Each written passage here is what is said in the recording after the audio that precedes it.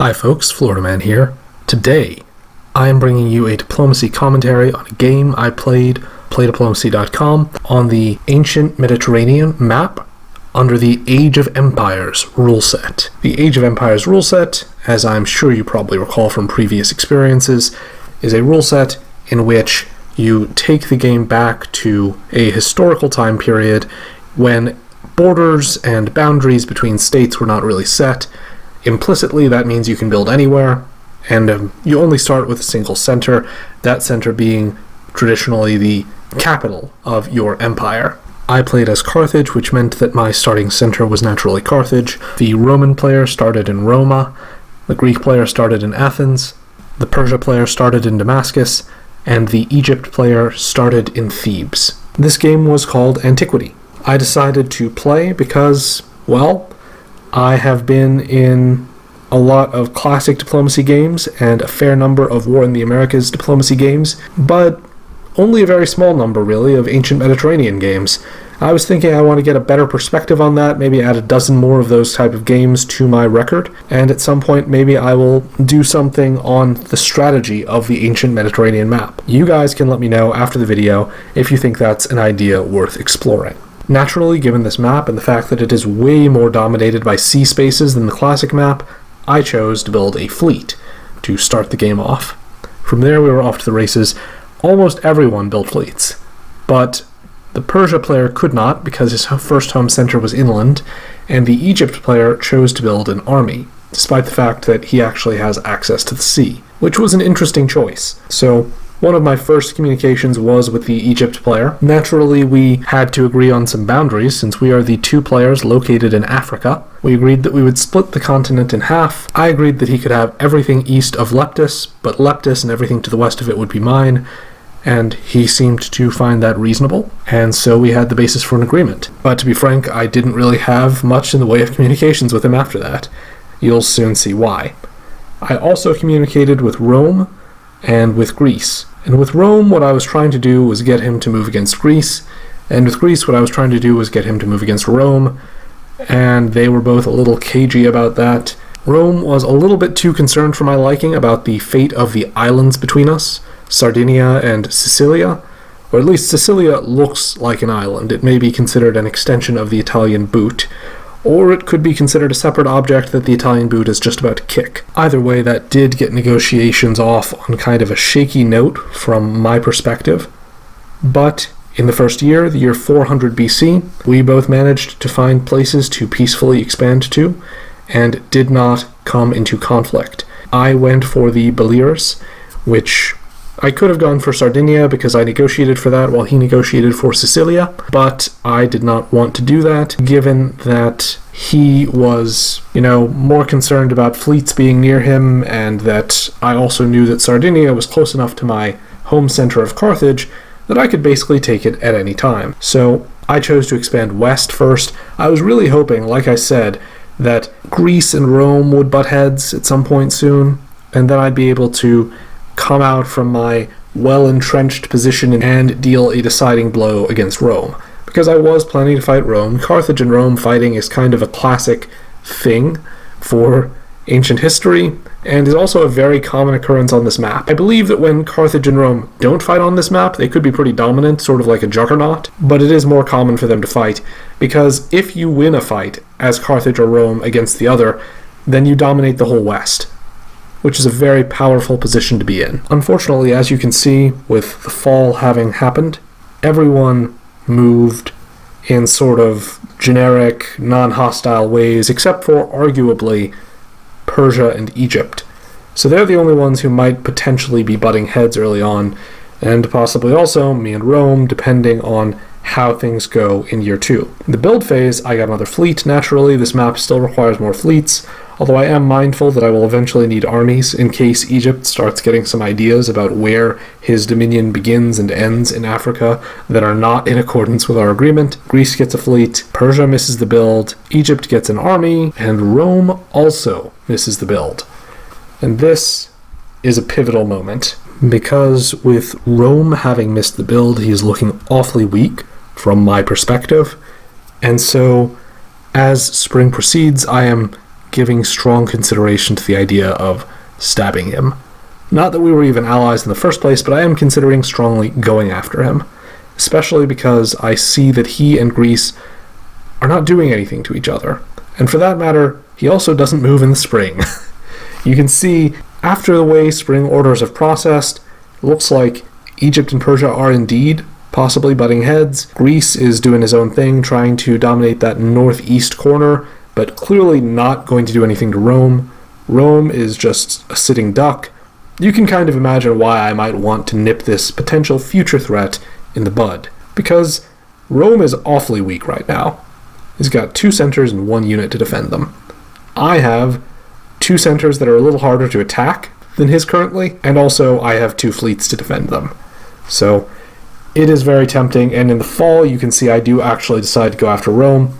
I take Sicilia from him as he is moving out of Sicilia into Neapolis, which I predicted he was likely to do because he was talking to me at the time, not telling me his moves, but just talking to me because I was asking him, hey, are you still in this? Because I kind of wanted to suss out if he was actually going to continue entering orders. My stab of Rome is one of the pivotal decisions of this game, I think, and the reason why is partially because of what happens in the very next season. In the build phase, guess who misses his build this time? No prizes for getting it right, it was me. It was me, I missed my build. So, as Rome points out, I ironically did the exact same thing that caused me to stab him. And now he's got 2 fleets, and I've got 2 fleets, and he's only got 2 centers to defend that are right next to each other. I have 2 centers to defend, or 4 centers to defend. They're sort of scattered and not as easily defensible, frankly. And with the spring moves, we can see that I am outmaneuvered. He outguesses me, frankly, in the worst way possible, and now he has reoccupied Sicilia and has a shot at the Balears. And so, already I'm regretting this decision. In addition to the fact that Greece is poised to double in size this season, and Egypt also looking very powerful. Persia finally getting his act together, but still probably not strong enough to be formidable against Egypt, because Persia did not make the right move defensively for this spring, and therefore is likely to be a sitting duck. And over the ensuing years, the pattern that we see is Rome and I repeatedly trading blows back and forth, with Rome, I would say, pretty consistently having the edge and doing better than me, because I made a really bad decision about where to go, and I should not have missed that build. If I had, then my stab of Rome would have been very effective and would have felt very clever. As things actually occurred, I get beat up pretty badly. And at the same time that Rome is successfully fighting me off and even counter-invading me, Egypt is also quietly creeping over that line. And, I send him messages and he just doesn't even bother responding. Because Egypt is just doing incredibly well, does not need my permission, does not need to worry about my opinion, and is killing off Persia, threatening Greece, and taking over all of Africa all at the same time. And so, as he's surrounding my home center of Carthage, I am just thinking about how I stay alive. This is Age of Empires, so no particular center really matters. Home centers are just a concept in regular diplomacy. In Age of Empires, every center is a home center, essentially, if it belongs to you.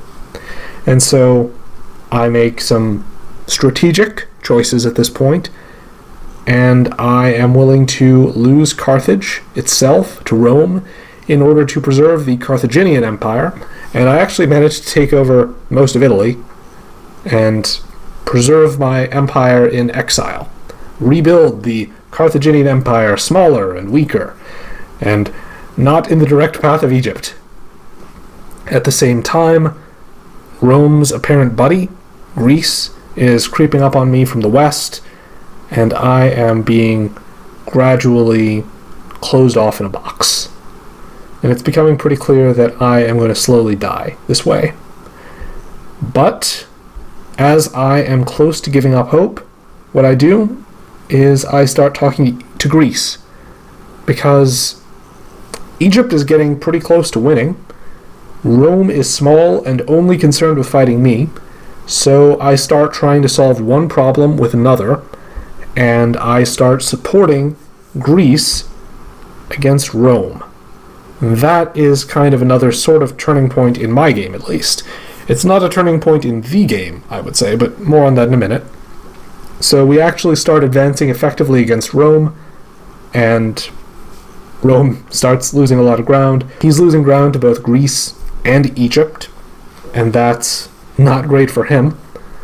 But in the end, the laugh is on all of us. The joke's at all of our expense, except for Egypt, because he wins. He solos. And I didn't even get to eliminate Rome, which I arbitrarily decided was my goal once I realized I could not win and was not likely to survive. Because while Rome and I were fighting, Egypt was taking over the world. And I have to admit, my early stab was a mistake here. Not because it was necessarily a bad decision tactically, it could have worked, but because I irreparably destroyed the relationship with Rome. I repeatedly tried to reach out to Rome as the game proceeded from there and try to patch things up, and Rome was not interested at all.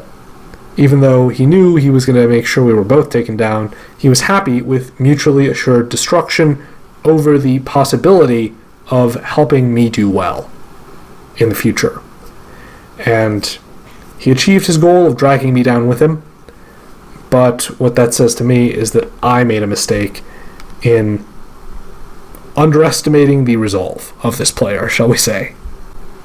I didn't really get much back when I would try and talk to Egypt, so the main thing, besides not betraying Rome, that I think I could have done differently, and also missing builds, the main thing, besides those, that I could have done differently is perhaps tried to talk to Greece earlier, be more convincing sooner. I don't know, though.